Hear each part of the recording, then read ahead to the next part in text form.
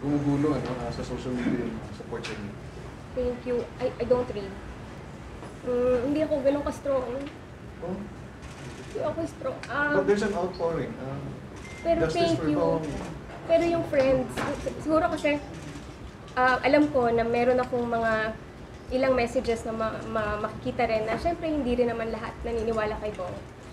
So takot ako doon. Takot ako sa messages na yun. So I'd rather not read. Pero yung mga friends would screenshot and send me. Sobrang nagbibigay ng strength. Kaya sobrang thank you. Sobrang thank you. Hindi ako ganun ka-strong. I'm just being strong for Bong. Hindi ako pumasok doon sa commitment na magpakasal sa kanya o makasama siya for nothing.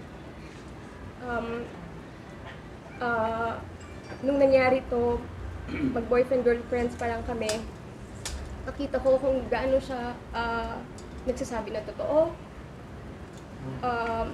Kaya, pinakasalan ko pa rin siya. So, lalaban ako. At With him, kaka-anniversary for nila. him. Yes. Kaka-anniversary nila. Yes, MJ. May ba, parang nagparamdam ba si attorney yung legal counsel ni Bong before nag-anniversary kayo na may ganito mangyayari? Or? Oh, that's funny kasi yun yung sinasabi ko sa'yo na may good news, may bad news. So yun yung time na pwede pa kaming mag-celebrate, magbakasyon or something. Sabi ni Atty. Malyonga, legally speaking, of course. Sabi niya, okay. Pero before, sana kami mag-out of town o may bad news. So, hindi na lang kami tumuloy. So, yun yung mga sinasabi ko, dinidescribe ko as roller coaster. So, nagulat din talaga kayo nung biglang lumabas na may probable cause na rape kayo. Hindi kayo nasa-surprise talaga. It did, kasi yun nga, we were also complacent about it. Kasi alam mo yung yung kaso since the beginning. And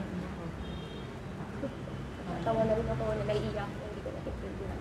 Sabi, you're waiting daw for the commitment or the arraignment. May nakaset na ba? Wala pa. As of now. Wala pa as of now. So now, nasa NBI lang. Gano'ng katagal kaya siya sa custody ng NBI? I'm praying doon lang siya.